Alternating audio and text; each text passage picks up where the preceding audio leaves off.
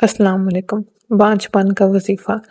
ایسی عورت جس کو ڈاکٹر کی طرف سے جواب ہو گیا ہو کہ ان کے ہاں کبھی بھی اولاد نہیں ہوگی، چاہے وہ ان کا ہسبینڈ ہو، ان کا شوہر ہو یا بیوی ہو، اور وہ ان کو ہو گیا ہو کہ اب ان کے ہاں کبھی بھی اولاد نہیں ہوگی، وہ بانجھپن ہے، تو بس یہ عمل کر لیں۔ اس عمل کی طاقت و تاثیر سے اللہ تعالیٰ کی طرف سے معجزہ ہوگا اور انشاءاللہ اللہ تعالیٰ ان کو چاند جیسے بیٹے سے نوازے گا۔ بانجھپن کے لیے 2 وظیفہ اس ویڈیو میں بتانے جا رہی ہوں۔ جو بھی وظیفہ آپ کو آسان لگے آپ وہ ضرور کریں۔ انشاءاللہ اللہ تعالیٰ کی طرف سے مدد آئے گی، اللہ تعالیٰ آپ کا بانجھپن ضرور ختم کرے گا اور آپ کو بیٹا یا بیٹی سے ضرور نوازے گا۔ چلیے ویڈیو شروع کرتے ہیں، لیکن اس سے پہلے چینل کو سبسکرائب اور ویڈیو کو لائک کر لیں۔ عمل کچھ یوں ہے کہ سب سے پہلے آپ نے ایک چینی کا برتن لینا ہے۔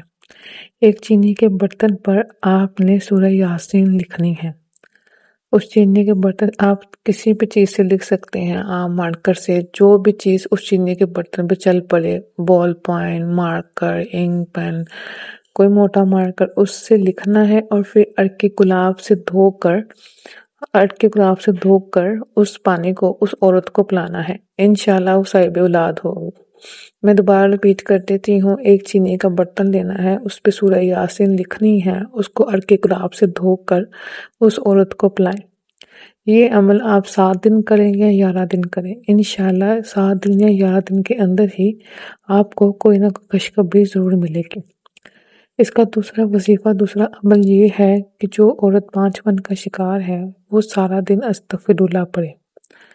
وہ یہ عمل نہیں کر سکتی تو وہ سارا دن استغفراللہ پڑھے، سارا دن کھلا چلتے پھرتے اٹھتے بیٹھتے اپنی زبان پہ استغفراللہ جاری رکھے۔ انشاءاللہ اللہ تعالیٰ اس کو چاند جیسے بیٹے سے نوازے گا، چاہے ڈاکٹرز نے کتنا ہی اس کو بانجھپن کیوں نہ کہہ دیا ہو۔ تو جو کوئی یہ وظیفہ یہ عمل کرنا چاہتا ہے کمنٹس میں اللہ لکھ دے یا پھر محمد لکھ دے۔ جو کوئی کمنٹس میں اللہ لکھ دے گا یا پھر محمد لکھ دے گا اس کو اجازت دے دی جائے گی۔ اور جو کوئی یہ وظیفہ کرے، یہ عمل کرے، کمنٹس میں آ کے اپنا فیڈ بیک ضرور دیجیے گا۔ جزاک اللہ خیر۔